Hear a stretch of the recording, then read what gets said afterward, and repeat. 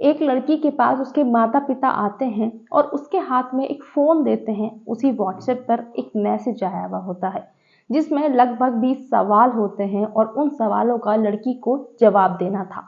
लड़की की उम्र लगभग 18 साल की होगी और उसमें कुछ इस तरीके के सवाल होते हैं जो बहुत ही ज़्यादा आपत्तिजनक होते हैं। लेकिन उन्हें पढ़कर ना तो लड़की कुछ कहती है और ना ही माँ बाप कुछ कहते हैं। उन्हें कोई इस चीज़ से परेशानी नहीं होती है। कुछ इतने अजीबोगरीब सवाल होते हैं कि लड़की के पीरियड्स के बारे में बात की जा रही होती है कि कब आते हैं और कब खत्म होते हैं। लड़की ने इन 15 दिनों में किसी से शारीरिक संबंध तो नहीं बनाए हैं। जिसकी शादी नहीं हुई है उससे ये वाले सवाल पूछे जा रहे होते हैं उसमें। और दूसरी बात, लड़की के प्राइवेट पार्ट पर कोई तिल तो नहीं है। तीसरे सवाल होता है कि लड़की का जो प्राइवेट पार्ट है उसका मेजरमेंट लिखना है। किस तरीके के ये सवाल हैं और इन्हें पढ़ने के बाद में लड़की के माता पिता को कोई परेशानी क्यों नहीं होती है। लेकिन आखिरकार ये सब क्या चल रहा था, कैसे लड़कियों को फंसाया जा रहा था और फिर इसका भांडा कैसे फूटा था और कैसे कैसे चेहरे सामने आए थे निकलकर। हेलो गुड इवनिंग, मैं हूं नशरा मिर्जा और आज की जो ये सच्ची घटना है वो काफ़ी सारे ज़िलों की है। जी हाँ, आप सुनकर चौंक जाने वाले हैं और आपके मन में एक सवाल ज़रूर उठने वाला है ये सब सुनने के बाद में। कहानी शुरू होती है उत्तर प्रदेश के ज़िला संबल से। संबल का ही एक थाना होता है धनारी थाना और उसमें एक गांव लगता है बमनपुरी। वहीं का रहने वाला एक व्यक्ति जिसका नाम राजपाल था 21 मार्च सन 2025 के दिन वो धनारी थाने में पहुंचता है और बहुत घबराया हुआ होता है और जाते ही वहां पे ना किसी से कुछ कहता है ना सुनता है। सामने जो ऑफिसर बैठा हुआ था उससे कुछ नहीं पूछता है, बस डायरेक्ट बोलना शुरू कर देता है और कहता है साहब मैं उल्टा पैदा हुआ था। मैं किसी किसी का इलाज करता हूँ। जैसे किसी की कमर में दर्द होता है आमतौर पर उसे नचका कहा जाता है। मैं आपको ये बता रही हूँ कि उसे नचका कहा जाता है। तो वो कहता है कि मैं किसी की कमर पर लात मारता हूँ हल्के से या अपना पैर रख देता हूँ तो उसका कमर का दर्द ठीक हो जाता है। पुलिस वाला उससे कहता है कि लेकिन ये सारी बातें तुम मुझे क्यों बता रहे हो और मैं क्या करूं तुम्हारी ये सारी बातें सुन के कि तुम उल्टे पैदा हुए थे या सीधा पैदा हुए थे। जिसके बाद में वो व्यक्ति कहता है कि सर आज मेरी इसी इलाज करने के चक्कर में मेरी जान चली जाती, लेकिन मैं जैसे तैसे बच के आया हूँ। जिसे सुनने के बाद में पुलिस वालों के कान खड़े हो जाते हैं कि हैं आखिर ये व्यक्ति क्या कह रहा है। फिर उसको आराम से बिठाया जाता है। बहुत हॉपलेस हो रहा था, सांस फूल रहा था, उसे पानी वानी पिलाया जाता है और उससे कहा जाता है कि चलो आप तसल्ली से बताओ आखिर क्या बात है, तुम इतना परेशान क्यों हो और अभी तुमने ये क्या कहा कि मेरी जान चली जाती। जिसके बाद में वो व्यक्ति सारी बात बताता है। वो एसएचओ को कहानी बतानी शुरू करता है। वो कहता है सर 11 मार्च सन 2025 की बात है। दो लड़के मेरे पास में आते हैं और कहते हैं कि बुलंदशहर के नरोरा में ही कोई हॉस्पिटल है, वहां पर उनकी माँ एडमिट है जिसकी कमर में बेहद ही दर्द है। वो बहुत परेशानी से जूझ रही है, हॉस्पिटल की दवाइयाँ खा रही है लेकिन ठीक नहीं हो पा रही है। अब ये व्यक्ति जो था राजपाल, ये तो ये काम किया ही करता था कि किसी के नस पर नस चढ़ जाए या किसी के कमर में नचका आ जाए या कुछ परेशानी हो जाए तो वो तो इस काम को अंजाम देता था कि उनके दर्द बंद हो जाते थे। वो ऐसा ये व्यक्ति भी मानता था कि मेरी लात मारने से, हल्के से लात मारने से उनके ठीक हो जाता है क्योंकि मैं उल्टे पैरों से पैदा हुआ हूँ। और जो लात लगवाने आते थे उनको भी ये मानना था कि ये व्यक्ति लात मारेगा तो मेरी कमर का दर्द बंद हो जाएगा। अब वो ये बताता है कि जैसे ही मैं उनके साथ चला जाता हूँ, दो लड़के थे, मेरा तो काम ही ये है। मैं उनके साथ जब वहाँ पहुँचता हूँ नरोड़ा तो वो कहते हैं कि यहाँ से उनको एटा ले गए हैं कि एटा पहुँचते हैं तो एटे से कहते हैं कि अब उनको आगरा ले गए हैं। अब मैं तो जगह जगह जा रहा था क्योंकि वो मुझे अपने साथ लेके जा रहे थे। अब आगरा जब हम पहुँचते हैं तो वो मुझे एक कमरे में ले जाते हैं और कहते हैं यहीं पर माँ को लेकर आने वाले हैं। मैं वहाँ पर बैठ जाता हूँ। जिसके बाद में मुझे कुछ खाने में ऐसा नशीला पदार्थ दे दिया जाता है और वो बेहोश हो जाता है, उसकी आंख लग जाती है और वो जो दो लड़के थे वहाँ पर तंत्र मंत्र स्टार्ट हो जाता है। जिसके बाद में उनकी आवाज़ से उसकी आंख खुलती है। जो राजपाल व्यक्ति था उसकी जब आंख खुलती है वो देखता है कि उसे कुछ उसके साथ अनहोनी होने वाली है। वो इतना डर जाता है कि उससे जितनी जोर से चिल्लाया जा सकता था वो बहुत वहाँ पे शोर मचाने लग जाता है, चीखता है, पुकारता है मेरी मदद करो, मुझे बचा लो। जिसके बाद में वो जो लड़के थे इतने में राजपाल का मुंह बंद कर दे उससे पहले ही जो मोहल्ले के लोग थे, जो आसपास के लोग थे, आवाज़ें बाहर जा चुकी थी घर से और वहाँ के लोग जो थे वो उस घर की तरफ दौड़ते हैं कि आखिर इतनी चिल्लाने की आवाज़ें कहाँ से आ रही हैं, कौन व्यक्ति चीख रहा है। अब उन लड़कों को ये चीज़ पता चल चुकी थी कि लोग आ रहे हैं तो वो वहाँ से निकल भाग जाते हैं और जो व्यक्ति था वो बंधा हुआ था राजपाल, तो लोग उसे खोलते हैं और उसे छुड़ाते हैं वहाँ से। अब इसके बाद में ही राजपाल वहां पर आ जाता है पुलिस स्टेशन में शिकायत करने के लिए उनकी कि कैसे कैसे वो अपनी जान बचाकर भागा है। जब पुलिस ये वाली सारी बातें सुन लेती है तो कहती है कि तुम्हें वो दो लड़के कैसे मिले थे, अब उन्हें कैसे पकड़ा जा सकता है। तो वो व्यक्ति कहता है कि सर मेरे ही गांव के दो लड़के हैं जिनका नाम है लखन और रिंकू, इनसे मैं मिला था और इन्होंने ही मुझे उन दो लड़कों से मिलवाया था जिनका नाम है अजय और दुर्जन। पुलिस सबसे पहले लखन और रिंकू को पकड़ती है और उनसे पूछती है कि आखिर वो दोनों कहाँ हैं, जिसके बाद में पुलिस उनको भी पकड़ लेती है। अर्जुन और दुर्जन को चारों को पकड़कर पूछा जाता है कि आखिरकार तुमने इस व्यक्ति के साथ में ऐसा क्यों किया और ऐसा सुलूक तुमने क्यों किया और तुम ये सब क्या चल रहा है, किस चीज की ये खिचड़ी पक रही है, तंत्र मंत्र किस चीज का चल रहा है। पुलिस ने जैसे ही छानबीन करनी शुरू करी थी तो वो लड़के बताते हैं कि हमें 5 लाख रुपए का ऑफर मिला था। उन्होंने कहा था कि हम अगर किसी भी ऐसे व्यक्ति को पकड़कर उन लोगों को देंगे जो तंत्र मंत्र कर रहे हैं, जो विद्याएं कर रहे हैं, तो वो हमें 5 लाख रुपए देंगे। उन्हें कोई ऐसे व्यक्ति की तलाश थी जो पैरों से पैदा हुआ हो। ज़्यादातर आम केसेस में जो बच्चे होते हैं वो सिर के बल पैदा होते हैं, लेकिन रेयर केसेस में ऐसा होता है कि कोई कोई बच्चे पैरों के बल पैदा होते हैं और इसी वजह से वो कुछ ऐसा मानते हैं कि नचके का इलाज करते हैं।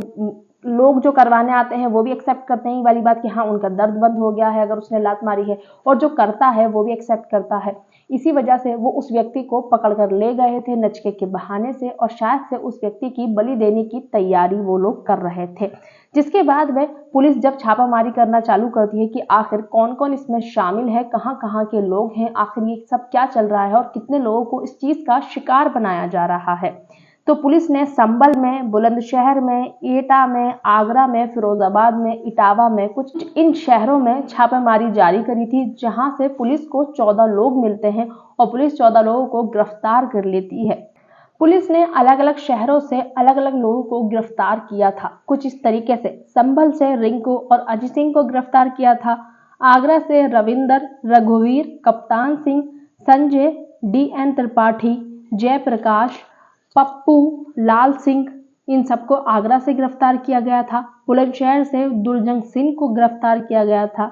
एटा से संतोष सिंह को गिरफ्तार किया गया था। फिरोजाबाद से आकाश को गिरफ्तार किया था और इटावा से सोनू उर्फ अन्ना को गिरफ्तार किया गया था। और जब इन लोगों को गिरफ्तार कर लिया था, जब इनसे छानबीन चालू होती है, पूछताछ करनी चालू करती है पुलिस कि आखिर ये सब क्या माजरा है और क्या चल रहा है, क्या ये लोगों के साथ में कर रहे हैं, तो उनमें ऐसा नहीं था कि कोई भी एजुकेटेड नहीं था। बहुत अच्छे अच्छे एजुकेटेड लोग भी थे उसमें शामिल। जी हाँ, और अलग अलग तरीके से वो लोगों का बेवकूफ़ बना रहे थे। पढ़े लिखे भी थे उस ग्रुप में शामिल और अनएजुकेटेड भी उसमें शामिल थे। उसके बाद में पुलिस को ये भी पता चलता है कि इन लोगों के 2 ग्रुप बने हुए हैं। एक वो ग्रुप है जिसमें लोग बहुत पढ़े लिखे नहीं हैं, बहुत कम पढ़े लिखे हैं, और एक वो ग्रुप है जो बहुत ज़्यादा एजुकेटेड है, जो एजुकेटेड लोगों को टारगेट करता है। कुछ लोग ऐसे होते हैं बहुत एजुकेशन में सही होते हैं, पढ़े लिखे भी होते हैं, लेकिन इन सब चीज़ों में आ जाते हैं, फिर भी अंधविश्वास पे यकीन रखते हैं।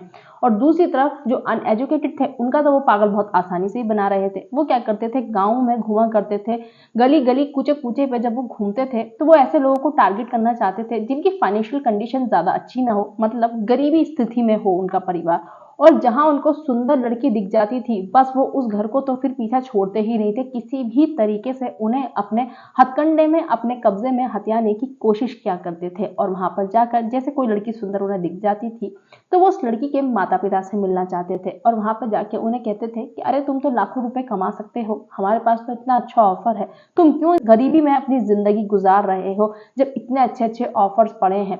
अब जो वो गरीब माँ बाप होते थे वो सोचते थे कि वाह, कुछ तो चलो पैसे की परेशानी हमारी खत्म होगी जब ये इतनी आसान तरीके बता रहे हैं, क्योंकि आजकल लोगों का ज्यादातर यकीन रहता है शॉर्टकट मेथड से पैसा कमाने का। तो वो बताते हैं कि तुम लाखों रुपए कमा सकते हो अगर तुम कोई 20 नाखून वाला कोई कछुआ हमें ला कर दे दो, कोई 2 मुंह वाला सांप ला कर दे दो जैसे कि दुमई, कोई उल्लू हमें तुम लाकर दे दो। उल्लू की कुछ कैटेगरीज बताई जाती हैं कि इस तरीके का उल्लू होना चाहिए तो तुम्हें लाखों रुपए मिलेंगे। कोई उल्टे पैर से पैदा हुआ व्यक्ति हो उसे बता दो तो भी तुम्हें लाखों रुपए मिल सकते हैं। और कुछ नोटों के नंबर भी बताते हैं कि अगर इस नंबर का नोट तुम्हारे पास हो तो तुम लखपति बन सकते हो, तुम ये सब क्यों नहीं करने के लिए तैयार होते हो। इस तरीके से लोगों को उलझाया जाता था, उन्हें अपने साजिश में फंसाया जाता था।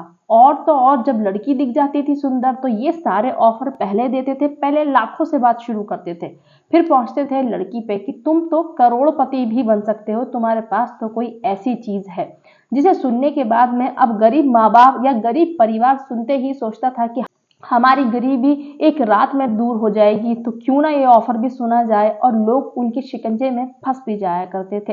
वो पूछते थे कि हम करोड़ रुपए कैसे कमा सकते हैं, बताओ जरा। तो वो कहते थे कि तुम्हारे घर पे एक लड़की है, बस तुम्हें कुछ चीजें करनी है, वो करोगे तुम्हें करोड़ रुपया मिल जाएगा। और उसके बाद में क्या कहते थे कि लड़की होनी चाहिए कम से कम 5 फुट 7 इंच की, और जिस लड़की की शादी ना हुई भी हो, और उससे कुछ इस तरीके के सवाल पूछे जाते थे, इस तरीके से उनको फंसाया जाता था कि लड़कियों की जिंदगी भी बर्बाद हो रही थी एक तरफ, और एक तरफ वो पैसा धेला कुछ दे ही नहीं सकते थे। वो जब दे ही नहीं सकते थे वो कहाँ से देते, वो किस तरीके से उनके माँ बाप को पहले फंसाते थे कि लड़कियों को अपने साथ ले जाने के लिए, और उसके बाद में वो किस तरीके से कहते थे कि क्या कमी रह गई। जब माँ बाप मान जाया करते थे, राजी हो जाते थे कि हाँ हम राजी हैं इस काम को करने के लिए, तो वो लोग कुछ ऐसे व्हाट्सएप पे मैसेज किया करते थे उन लोगों को, जिसमें कम से कम 20 या 15 सवाल होते थे, और उन सवालों के उन्हें जवाब देने हुआ करते थे। कुछ सवाल इतने आपत्तिजनक होते थे, लेकिन पैसे की हवस लोगों को अंधा कर रही थी उस टाइम पे। वो कुछ इस तरीके के सवाल करते थे, सबसे पहले नाम, पिता का नाम, गोत्र, कहाँ से हो, कहाँ के रहने वाले हो, कितनी साल की हो, और सबसे ज़्यादा टारगेटेड लड़कियां होती थी जो अनमैरिड होती थी, क्योंकि जो शादी नहीं हुई भी होती थी वो उन्हीं का इस्तेमाल किया करते थे, जिनकी शादी हुई भी होती थी वो उनका इस्तेमाल नहीं करते थे। और हद तो तब होती थी जब वो इस तरीके के सवाल करते थे कि तुम्हारे पीरियड कब आते हैं, तुम्हारे जो प्राइवेट पार्ट है उसका साइज क्या है, पीरियड तुम्हारे कब खत्म होते हैं, तुम्हारे बदन पे कोई तिल तो नहीं है, कोई कटा हुआ निशान तो नहीं है, कोई जले हुए के कोई दाग तो नहीं है, कोई तुम्हारे प्राइवेट पार्ट पर तो तिल नहीं है, कभी तुम्हारा ऑपरेशन तो नहीं हुआ, कभी तुम्हें कुत्ते ने तो नहीं काटा, या तुमने कभी इन 15 दिन के बीच में किसी से शारीरिक संबंध तो नहीं बनाए हैं, या फिर तुम्हारे पे कोई ऐसी चीज तो नहीं है जिसका किसी को नहीं पता हो। और तो और कुछ इस तरीके के भी सवाल होते थे उन लोगों के कि तुम्हारे बदन पे कोई टैटू तो नहीं है, तुमने कभी गाय या फिर सुअर का मीट तो नहीं खाया है। कुछ इस अजीब गरीब सवाल वो किया करते थे। और तो और कि कभी तुम्हें कुत्ते ने तो नहीं काटा है, और कभी तुम्हें बिच्छू ने तो नहीं काटा है। इस तरीके के कुछ सवाल होते थे, और पैसे की चमक ने उन्हें अंधा कर दिया था माँ बापों को। उन्हें कुछ लगता ही नहीं था, वो लोग सोचते थे कि तो क्या ही हो गया, सवाल ही तो पूछे जा रहे हैं। इस तरीके के सवाल उनकी बेटियों के लिए आते थे, और वो लोग लिखवा कर उस पर्चे को भरवा कर व्हाट्सएप पे भेज दिया करते थे। जिसके बाद में ये पहला ग्रुप था जिनका काम था कि इस तरीके की लड़कियों को टारगेट करना जो अनमैरिड हैं, और उनके फॉर्म भरवाने के बाद में कह दिया करते थे कि हाँ अब आपकी बेटी को हम भेज रहे हैं, और फिर भेज दिया जाता था गुरु के पास में। और अलग अलग शहरों में अलग अलग जगहों पर लड़कियों को बुलाया जाता था। कभी भी एक जगह नहीं बनाई हुई थी इन लोगों ने कि एक जगह पे बुलाते हैं, अलग अलग जगह बुलाते थे अलग अलग शहर में। तो वहाँ पर गुरु के पास जब वो लड़की पहुँचती थी तो उसे अकेले रूम में ले जाया जाता था, जो माँ बाप थे वो वहाँ नहीं जाते थे। जिसके बाद में उस लड़की को निर्वस्त्र कर दिया जाता था, और उसे कुछ खाने की ऐसी चीज दी जाती थी जिससे कि वो बेहोश हो जाती थी, वो होश में ही नहीं होती थी। लड़की का वीडियोस वगैरह बनाता था वो जो निर्वस्त्र लड़की वहां पे लेटी भी हुआ करती थी, और उसके फोटोज वगैरह खींचा करता था। अपने फोन में ये सारा डेटा वो रखता था। और कहीं कहीं ये भी है कि कहीं ना कहीं लड़कियों के साथ में अनहोनी भी हो रही थी, कुछ गलत काम हो रहा था लड़कियों के साथ में वहां पर, और फिर उन लड़कियों को घर पे भेज दिया जाता था। कुछ कुछ लड़कियों को ये चीज समझ में भी आ जाती थी कि हमारे साथ में कुछ गलत हो रहा है, लेकिन वो उस चीज का विरोध ही नहीं कर सकती थी, क्योंकि वो अपनी ही मर्जी से और अपने माता पिता की रजामंदी से वहां पर जो आई थी। क्योंकि अगर आप उस चीज का विरोध करोगे तो आपने खुद से ही वो चीजें उन्हें भर कर दी हैं कि अपनी प्राइवेट चीजें उन्हें बताई हैं, तो वो विरोध भी नहीं कर सकते थे उस चीजों का।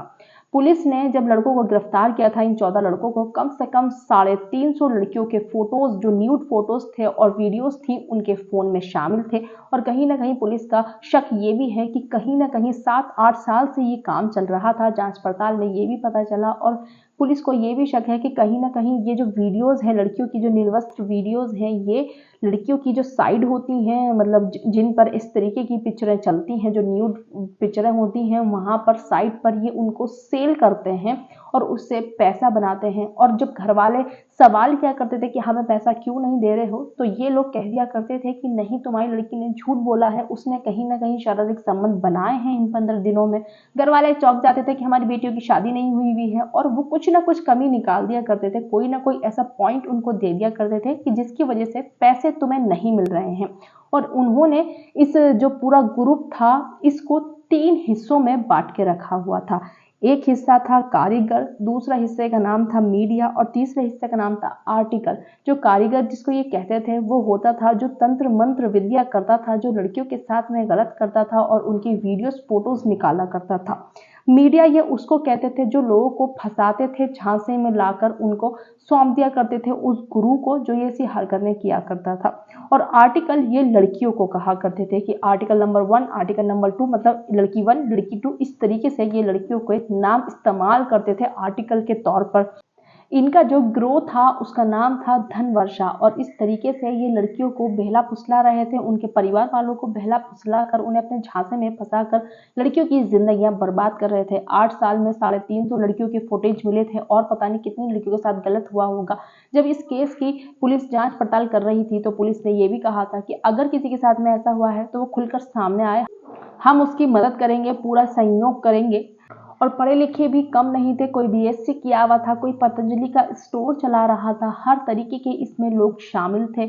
ऐसा नहीं कह सकते हैं कि जो अंधविश्वास पे यकीन रख लेते हैं वो सिर्फ अनपढ़ लोग होते हैं, ऐसा नहीं है। हर तरीके का इंसान आज की डेट में सामने आ रहा है। पढ़े लिखे होने के बावजूद भी इस तरीके की हरकतों को अंजाम दिया जा रहा है। लोग इसमें ऐसे अपराधों को कर भी रहे हैं और करवा भी रहे हैं। इस वीडियो का उद्देश्य किसी भी धर्म, जाति, समुदाय या व्यक्ति का दिल दुखाना नहीं है, सिर्फ और सिर्फ आप सभी को जागरूक करना है।